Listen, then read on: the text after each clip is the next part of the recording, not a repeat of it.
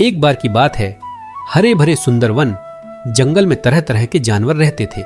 शेर राजा रुद्र, हाथी गणेश, हिरण चंपा और एक चालाक लोमड़ी जिसका नाम था लोमा। लोमा दिखने में बहुत चालाक थी, लेकिन उसका दिल लालच से भरा हुआ था।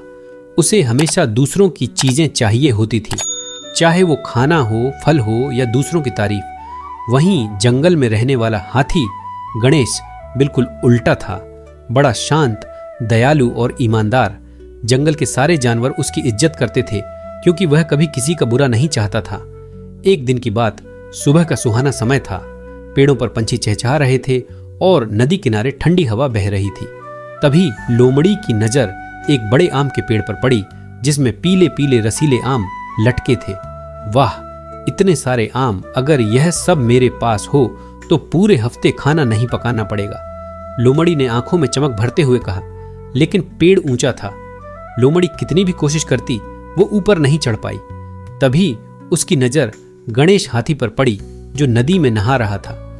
अरे, यह तो बढ़िया मौका है, उसने सोचा। गणेश को बहला फुसलाकर मैं सारे आम अपने लिए ले सकती हूं। लोमड़ी बोली, गणेश भाई, आप तो इतने ताकतवर हैं, अगर आप थोड़ा सा पैर हिला दे तो सारे आम गिर जाएंगे, हम दोनों बांध लेंगे। गणेश मुस्कुराया। ठीक है लोमा, मैं हिला देता हूं, लेकिन याद रखना हम दोनों बराबर बांटेंगे। गणेश ने पेड़ को हल्के से धक्का दिया और ढेर सारे आम जमीन पर गिर पड़े। मीठी खुशबू चारों ओर फैल गई। लोमड़ी झट से भागकर सारे आम अपनी झोली में भरने लगी। गणेश बोला, अरे बांटना तो बराबर था ना। लोमड़ी ने चालाकी से कहा, अरे भाई, मैं तो बस गिन रही थी, अब आज है तुम्हारे, आज है मेरे। लेकिन कुछ देर बाद वो सारे आम उठाकर भाग गई। गणेश ने दुखी होकर कहा, लोमा, तुमने धोखा दिया, लालच का अंजाम अच्छा नहीं होता। लेकिन लोमड़ी ने हंसते हुए कहा, मुझे तो बस फायदा चाहिए, बाकी सब बेवकूफी।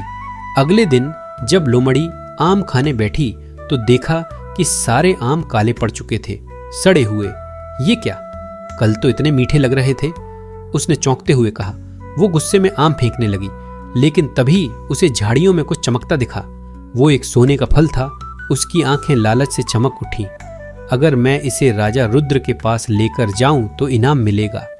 वो सोने का फल उठाकर तेजी से भागी, लेकिन रास्ते में अचानक एक बड़ा गड्ढा आया जो बारिश से ढक गया था।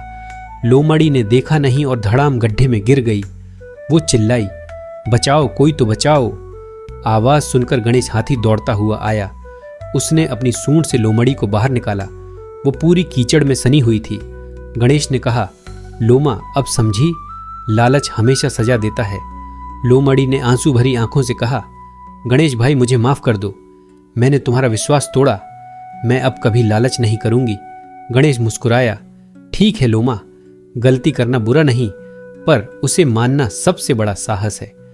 उसने अपने सूंड से पास के झरने का पानी लिया और लोमड़ी को धो दिया। उस दिन के बाद लोमड़ी सच में बदल गई। अब वो किसी को धोखा नहीं देती थी। वो जंगल के सभी जानवरों की मदद करती थी।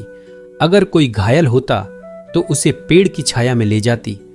अगर किसी को भूख लगती तो अपने हिस्से का खाना बांटती। धीरे धीरे सब ने उसे माफ कर दिया। राजा रुद्र ने उसे सच्चे दिल वाली लोमड़ी का खिताब दिया और गणेश ने मुस्कुराकर कहा, देखा, लोमा, ईमानदारी से जो मिलता है वह सदा टिकता है, लालच से जो मिलता है वह पल भर में मिट जाता है।